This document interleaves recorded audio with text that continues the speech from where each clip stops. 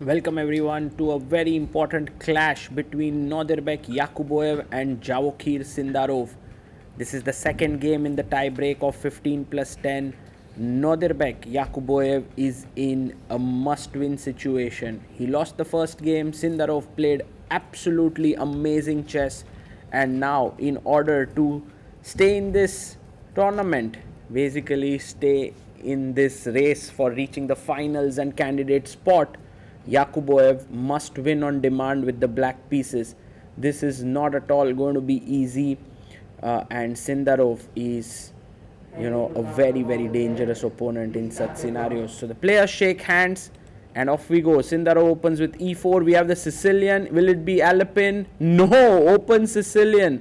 Knight to f6, knight c3. He takes on d4. Knight takes and a6. We have the Najdorf with the h3 line. And e6 played here. Wow, that's a very interesting line to play when you want to win on demand, because you don't really bring any of your pieces into contact. Knight jumps back to d7. g5 played by Sindarov. If given a chance, he wants to go h4, h5 and g6. a3 stops the pawn from coming forward. Bishop comes to b7, putting pressure on this diagonal, and h4. What a direct way to play this position. Knight comes to c6, and now bishop e3. So white maybe will move the queen and long castle here. Knight a5. Very ambitious here by Yakubboev. f4 played by Sindarov. Let's go. Look at Sindarov's time though. He's down to 7 minutes on the clock. By the way, the best move was rook c8, but he plays queen c7, and now look at that. Sindarov wants to play f5, and a great move. e5 is met with knight b3, and that's a good position. So he takes on f5. That's very risky, by the way. Knight takes f5 seems very much possible here. Knight takes f5, g6 played, and now a very strong move is bishop d4. He finds it. Wow, Sindarov in such good form. And think about it, guys. A draw is enough for him. Takes on f5, giving up the rook, and d5, opening up the queen to give a check here. Look at the craziness. And Sindarov stops it with rook h3. D takes e4 taken, and now the best move is queen h5. Not an easy move to play, but queen h5 and long castle seems like great ideas. Knight d5 played by Javokhir. And if you take here, that's very good for white.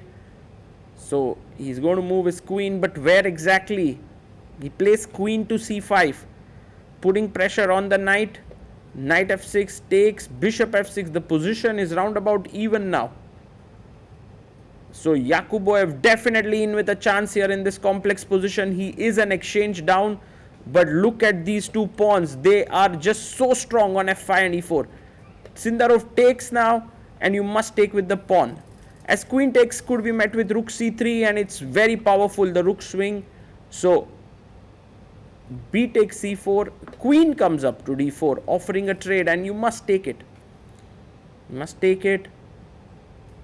He takes on d4, bishop d4, and now Yakubboev must get these pawns rolling. King d7, a good move. Pawn to b3, trying to get rid of this pawn. Maybe rook c8 looks good, just to get the rook into the game. Instead, f4 played. The pawns are rolling down the board. B takes c4.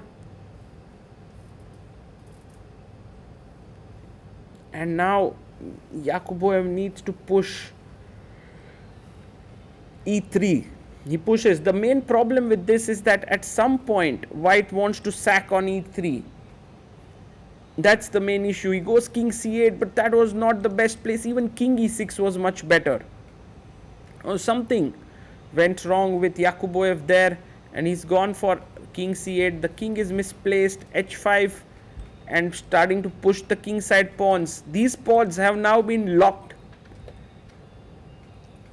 He plays bishop e5 to attack the f4 pawn. h5, the idea was rook h4 and attacking here. But anyway, bishop e5 makes also a lot of sense. And Yakubboev now what do you do now? This bishop comes to e5, and he plays bishop g2, rook h2, f3, and boom, he sacks the rook there. Fg, king e2, and he knows that he is winning now. I mean, not winning, it's a draw, but he knows that this is a safe position to fight for the half point, because all that he needs is a half point to go into the finals and qualify to the candidates, become the first ever Uzbek player to qualify to the FIDE candidates FIDE candidates. Bishop d4 played, king b7, rook comes to g1 now, so he's getting everything covered here. King takes pawn is good. He takes, rook takes g2.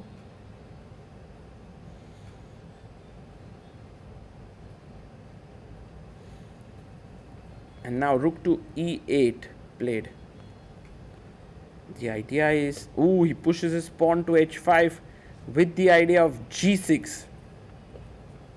Rook e6, stopping that liquidation. He comes up, rook g4. Bishop goes back. Sindarov is just waiting here.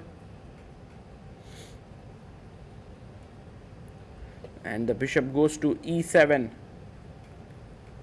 Rook f1. He takes on g5. Take on f7. There are trades that are happening. Rook d4. Rook e4. Maybe c3. Yeah, rook moves. And now bit of danger here with check coming in. Sindarov is fearless. Yeah. He takes check and king f3, the only move found here. The pawn is rushing down. No, he gives a check. If e2, by the way, there was bishop f2, so it's not an issue. Check, king g, where do you want to go? g4 played. Well, if you push, the rook is hanging. So gives another check, king comes back. e2. Bishop goes back to f2, stopping the pawn from queening. Rook h2 played. And king takes pawn, taken here. Bishop h4, but now Sindarov defends the pawn. This is great play by him. Gets the queen in his hand. And king e3. You can see Yakubboev knows that the writing is on the wall. A draw may have to be agreed upon there. He takes on f2. Rook takes f2. Rook h5. But this is a dead draw here. All that Sindarov needs to do now is to play with some care. Make sure the a-pawn doesn't go anywhere for black. King d4, check. King d3. And we have a repetition coming in. a4 gives a check, king up, check, king back, check, and the repetition and a draw agreed. And the first thing that Sindarov does on winning is say sorry to his opponent, because I believe that he is not going to celebrate with this victory. He feels sad for Yakubboev, and what a great team player. And another sorry there. What amazing gesture by Javokhir Sindarov.